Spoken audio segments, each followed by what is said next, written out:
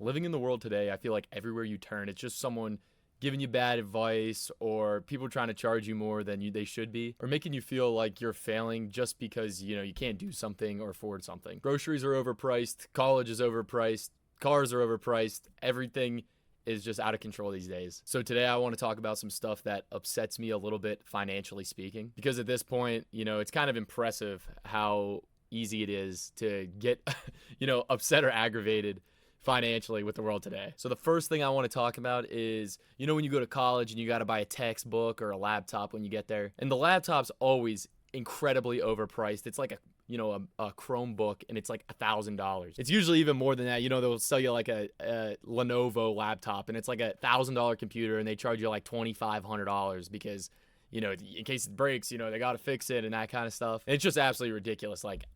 What are they doing? Like, they're charging you double basically for something that is not even that expensive to begin with. And I swear the textbook thing, you'll buy the most expensive textbook you've ever seen, and you will use it once the whole semester. And the thing about the textbook, it's always the easiest class that has the most insanely priced textbook. And the professor's like, yeah, you have to get it, yada, yada, yada. And you end up buying it, and then you never use it, or maybe use it once. That's like kind of worse, I feel like, if you just use it one time than never. And it's always the dumbest class you'll ever take. Or the worst thing too is like when you buy it and you look online and there's like someone put a PDF on like some random website of like the whole textbook's there for free. And also too, you ever like this happened to me in accounting all the time. There'd be like the accounting textbook, and you look and it's like every quiz, every homework assignment, and that it's all in the module on like McGraw-Hill. And it's like, what's the point of, like, what does the professor even do at this point then? The second thing I want to talk about is like old people. You'll be like at a family gathering, or like whoever you're talking to that's like, some older person, and you'll be like, yeah, I'm like, trying to buy something or trying to do this or that, and they're like, oh, you should just save money. Oh, like, gee, I'd never thought of that. That is such great financial advice. Like, oh yeah, let me just save up. You'll be talking about how you like can't afford XYZ, and they'll be like, oh, you should just get another job. Right, let me just work, 100 hours a week just so I can, afford something, is like crazy advice to give. And you'll be like, oh yeah, I'm gonna buy a house. It's gonna take me probably 10 years, and they'll be like, well, just buy a starter home. It's like, what? Like, what are you talking about? Like, it doesn't even exist anymore. These people, they bought a house in like 1963 for like a nickel and a raspberry. And they're like, trying to tell you what to do. It's like crazy. And I like just thought of this actually. But you ever like talk about, you can't, like, you'll be like, oh, I can't get a job. Job market's terrible right now for, new college graduates. And so one of them would be like, oh, have you tried, walking in and, handing them the resume and like shaking their hand? And you're just like, dude, like, stop. You're like at Thanksgiving dinner and you're like cousins talking about how he can't get a job. They're like, oh, have you tried like going in, and everyone's looking around like, dude.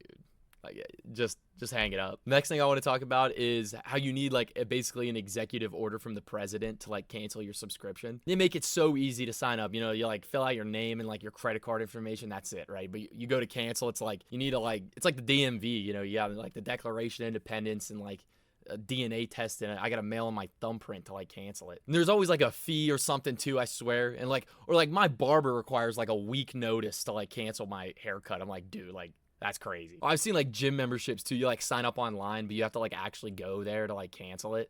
And it's just like so inconvenient. One other thing I think has gotten way out of control is tipping. And I'm perfectly fine to, any restaurant or like a bar, you sit down and like you're served the whole time. Like, yeah, all for the tip. But like, I'm going to like Chipotle. They're like flipping the tip thing around. I'm like, all right, like chill out, like get that out of here. I remember I used to go to Taco Bell when I was in college. And they would like ask me if I want to like round up for like local college kids. I'm like, dude, like, where's my cut? You know what I mean? It's kind of the same thing with like, you're buying like a ticket or something to go to a concert or a sporting event, and you're like, oh, $200 for the seat, not too bad. And then it's like $100 fee for what? It's like the real price is never shown. It's always some like low number. Then they just like tack fees on you.